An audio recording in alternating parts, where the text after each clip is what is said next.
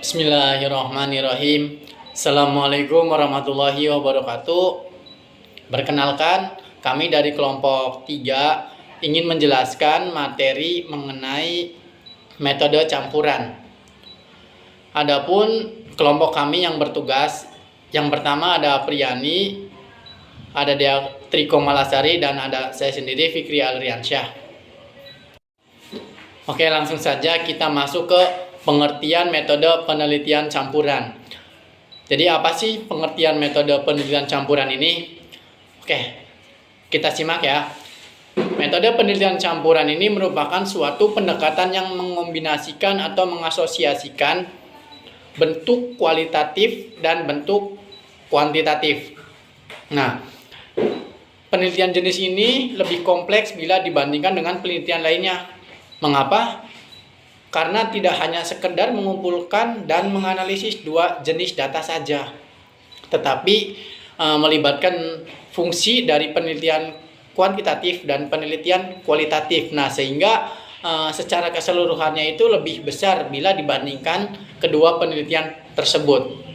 Nah, setelah tadi kita mengetahui pengertiannya, kita beralih ke tujuan metode penelitian campuran. Jadi apa sih tujuannya? Oke, akan kita bahas ya. Tujuannya itu ada 4. Yang pertama itu untuk lebih memahami isu atau masalah penelitian dengan mentriangulasikan data kualitatif yang berupa perincian-perincian deskriptif dengan data kuantitatif yang berupa angka-angka. Nah, yang kedua untuk mendapatkan hasil-hasil statistik kuantitatif dari suatu sampel tertentu.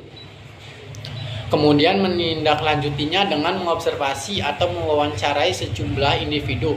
Guna apa? Guna memperoleh penjelasan lebih mendalam tentang hasil statistik yang sudah didapatkan tadi.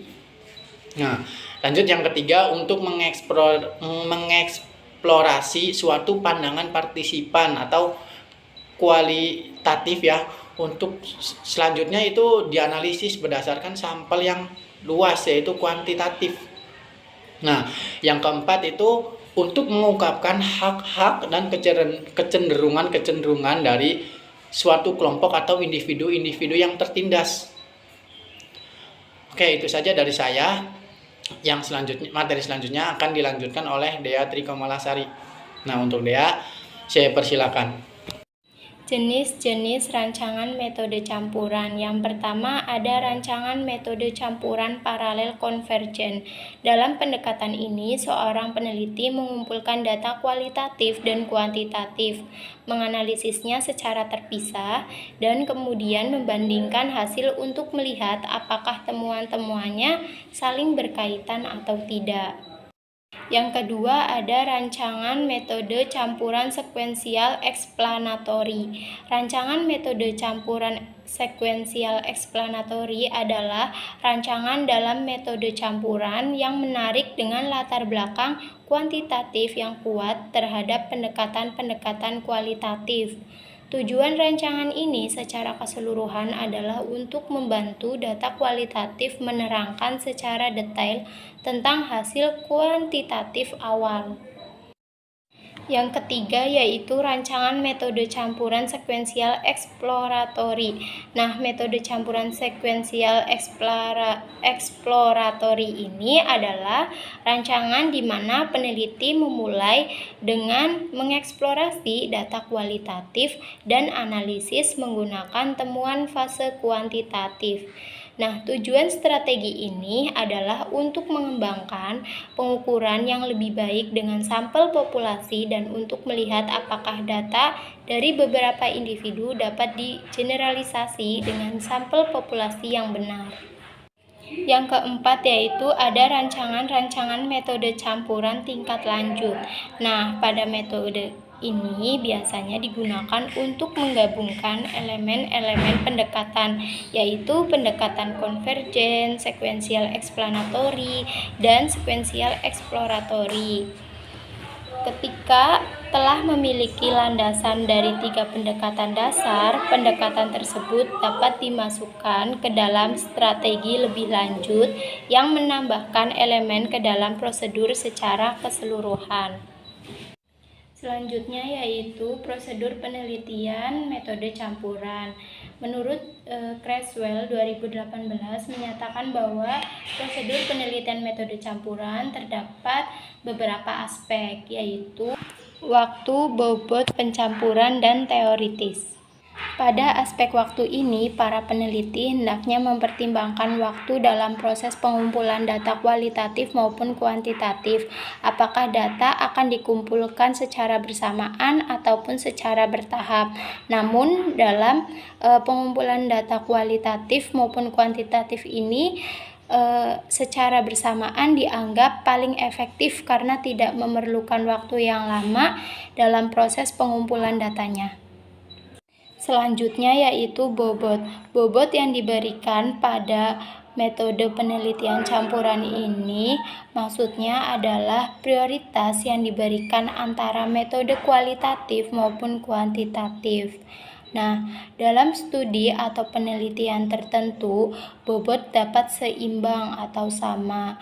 Namun, dalam beberapa penelitian lain, mungkin lebih menekankan pada salah satu metode. Nah, penekanan pada salah satu metode bergantung pada kepentingan peneliti itu sendiri.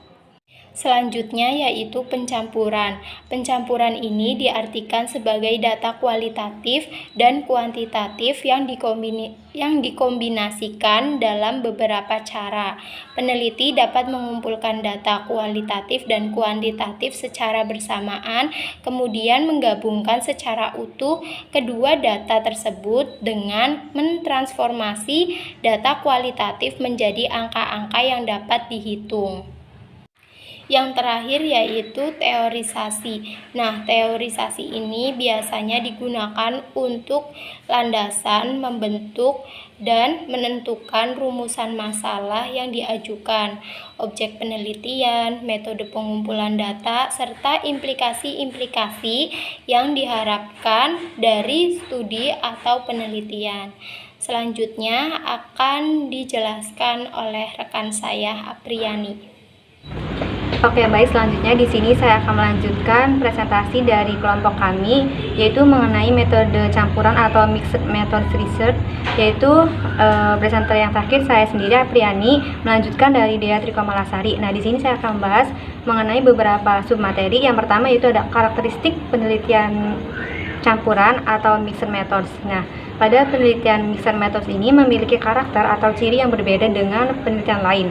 Berikut ini beberapa karakter dari penelitian mixed methods atau metode campuran menurut Creswell 2012. Nah, oke, baik, yang pertama yaitu ada ciri atau karakter dari mixed methods research, yaitu ada provide a rationale for the design, di mana pada penelitian yang menggunakan metode campuran atau kombinasi ini, peneliti harus memberikan kerangka dan alasan yang jelas mengapa memilih desain penelitian campuran, di mana desain ini terdapat dua, yaitu ada kuantitatif dan kualitatif. Nah, biasanya kerangka atau penjelasan ini terletak di awal atau disebutkan pada awal sebelum melakukan penelitian. Nah, ciri atau karakter yang kedua yaitu ada consider priority, di mana pada penentuan prioritasnya itu dilakukan dengan melihat pada tujuan penelitian yang akan dilakukan.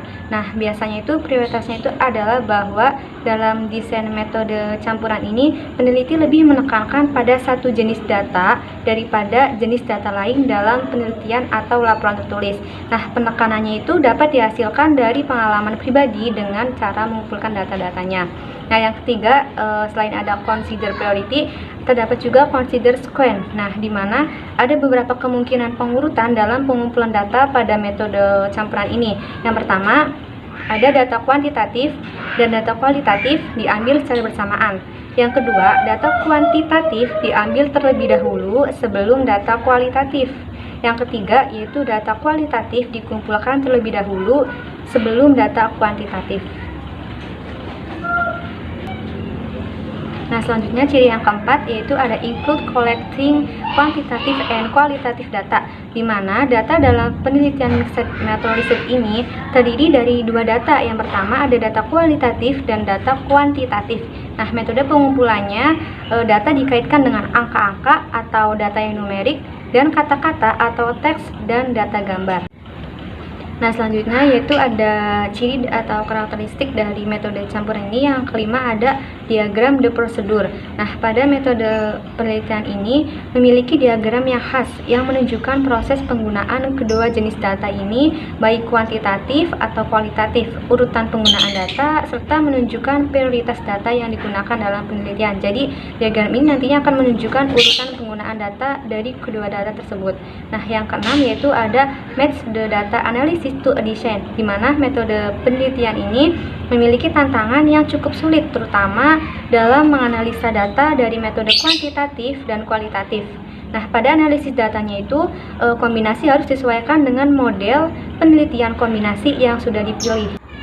Oke, selanjutnya di sini saya akan menjelaskan mengenai prinsip dari penelitian metode campuran atau mixed method research. Nah, pada penelitian campuran ini sama seperti pada penelitian umumnya, yaitu terdapat dua prinsip. Yang pertama yaitu mengenali arah teoritis proyek penelitian, di mana cara utama yang ditempuh oleh peneliti yaitu dalam mengkaji secara tuntas tema penelitian ini disebut dengan arah teoritis. Nah, arah teoritis ini terdapat dua ciri atau dua karakter yang khas. Yang pertama yaitu ada induktif atau untuk tujuan penemuan, dan secara deduktif yaitu untuk tujuan pengujian. Selanjutnya yaitu yang kedua ada menyadari akan dominasi yang ada dalam proyek penelitian, di mana dalam rancangan mixed method research ini kita akan menemui istilah dominan atau yang menguasai, seperti yang dikemukakan oleh Morse 2010 serta Taksokoki 2010 dan Morgan 2011 yang menunjukkan tentang kadar atau bobot dalam desain penelitian. Nah, kesadaran akan bobot tersebut akan menjadi penting agar proyek penelitian kita nanti dapat berjalan dengan lancar dan tidak menimbulkan kerancuan dalam praktiknya. Nah, menurut Crewell 2010, ia berpendapat bahwa telah memberikan notasi huruf besar atau notasi huruf kecil untuk menunjukkan metode mana yang lebih dominan atau yang lebih memiliki bobot dan mana yang tidak. Nah, selanjutnya di sini saya akan menjelaskan prosedur atau cara pengumpulan data metode campuran atau mixed method research. Nah, menurut Teddy dan Yu 2007, ia telah mengembangkan tipologi 5 sampling metode campuran, yaitu yang pertama ada strategi dasar, yang kedua ada sampling multilevel, yang ketiga ada sampling sequential, yang keempat ada sampling konkuren, dan yang terakhir ada sampling yang dapat menerapkan bentuk kombinasi yang berdasarkan pada jenis metode campurannya. Yang pertama yaitu ada strategi dasar, di mana teknik sampling ini terdapat kualitatif dan kuantitatif yang dikombinasikan. Yang kedua yaitu sampling multilevel. Nah, merupakan suatu sampling yang diterapkan pada 2 atau lebih unit analisis. Yang ketiga itu sampling sekuensial, di mana sampel pada tahap kedua ini diambil untuk digunakan melengkapi sampel pada tahap pertama. Jadi sampel pada tahap kedua ini diambil dan digunakan untuk melengkapi sampel pada tahap pertamanya. Nah, kemudian yang terakhir itu ada sampling konkuren, di mana teknik sampling konkuren ini memiliki teknik sampling kualitatif dan kuantitatif yang dikombinasikan menjadi satu, menjadi prosedur-prosedur yang diterapkan secara independen atau secara bersamaan seperti pada instrumen survei dengan respon tertutup maupun respon terbuka. Nah, selanjutnya yaitu ada analisis data metode campuran atau mixed method research. Nah, di mana analisis data ini bisa dilakukan berdasarkan pada pendekatan kualitatif, yaitu deskripsi dan analisis teks atau gambaran secara tematik, dan secara kuantitatif yaitu analisa angka-angka secara deskriptif dan inferensial, atau antara keduanya dari pendekatan ini. Nah, menurut Teddy 2003 menjelaskan terdapat beberapa metode analisis dan data metode campuran yang bisa digunakan, yaitu yang pertama transformasi data, yang kedua ada instrumen data atau membuat instrumen, yang ketiga yaitu mengeksplorasi outlier, yang keempat yaitu menguji level-level ganda, dan yang terakhir itu membuat matriks atau label. Nah, selanjutnya pada materi yang terakhir, yaitu ada kelebihan serta kelemahan pada metode campuran ini atau mixed method research.